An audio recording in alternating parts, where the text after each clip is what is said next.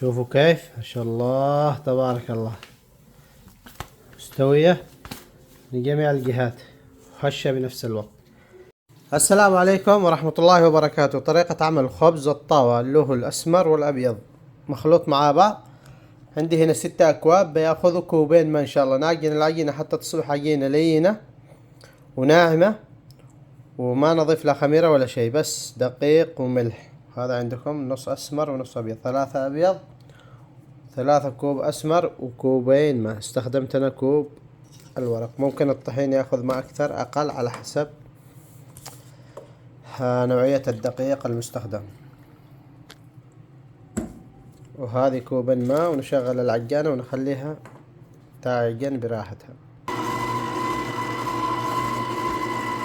ما شاء الله تبارك الله. وعلشان العجينة وقت الخبز تكون لينة ورطبة، نضيف 2 كبيرة من السمنة أو الزبدة، اختياري، علشان العجينة ترطب تقع هشة زيادة.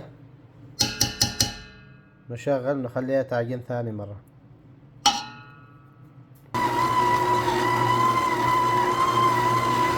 ما شاء الله تبارك الله. وهذه عجينتنا صارت جاهزة. شوفوا قوام العجينة كيف ما شاء الله. عجينة جدا طيبة ولينة بنفس الوقت. ما شاء الله تبارك الله. الحين نتركها ترتاح كذا أقل شيء 5 دقائق.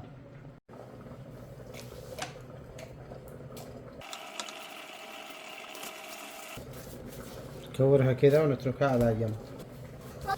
وهنا ما شاء الله تبارك الله بعد مرور 5 دقائق ندهن البلاط بالسمنة.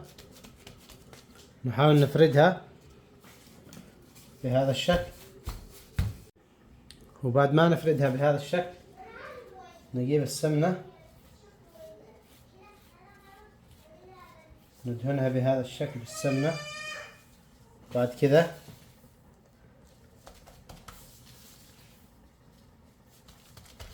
مثل ما انتم ملاحظين. وهنا بسم الله نعطفها بهذا الشكل. ممكن ثاني مرة تتركوها ترتاح 5 دقائق، تفردوها نفس الشيء وتحطوا سمنة، يصبح معاكم نفس المشلتت المصري، يكون فيه عدة طبقات أو مثل بنت الصحن. ولكن أنا أكتفي بهذا القدر. اتركها على جنب وكرر العملية حتى تنتهي من جميع الكرات. نفس الشيء نغطي عليه ونخليه يرتاح 5 دقائق. وإذا شفتوا العجينة ما تمشي معاكم وقت الفرد، ممكن تضيفوا الطحين فتمشي معاكم بطريقة سهلة مرة. مثل ما انتم شايفين، والعجينة كل ما ارتاحت كل ما كان أحسن. بسم الله. وهنا أول خبزة نضيف السمنة. تكون المقلى ساخن. بسم الله.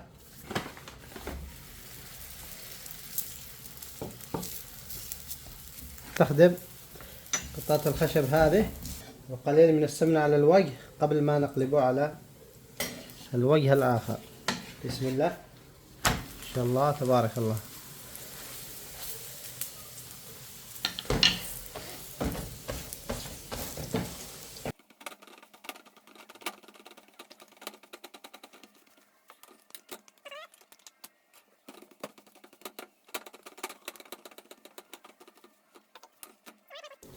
وهذا اللون المطلوب.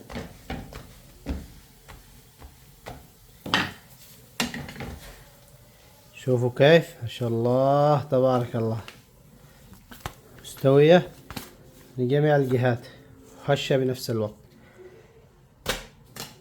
نستمر نفس الشيء.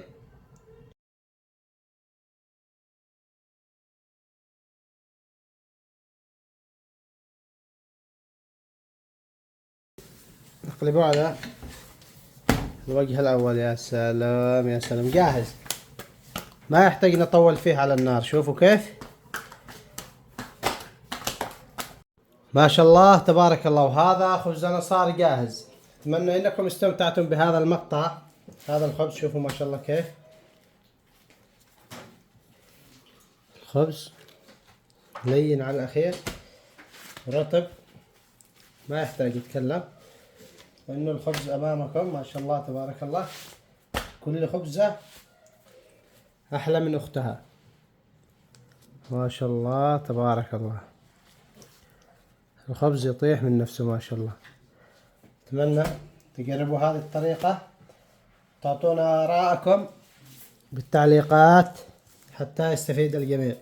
طبعا ممكن تستخدموا الدقيق الأبيض لحاله وممكن تستخدموا الدقيق الأسمر. ما شاء الله تبارك الله، لا تلومونا، أكلت نص الخبزة بدون شيء. كيف إذا قدمناها بالعسل؟ يو يو ما شاء الله تبارك الله. نجيب لنا قطعة خبزة كذا،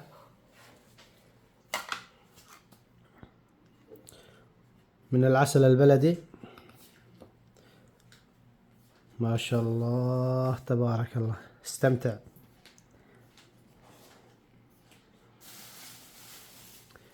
يا سلام، ما عليكم إلا تستمتعوا بهذه الوجبة الغنية ما شاء الله تبارك الله.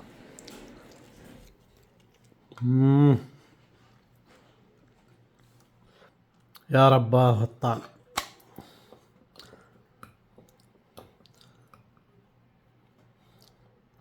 ما شاء الله تبارك الله.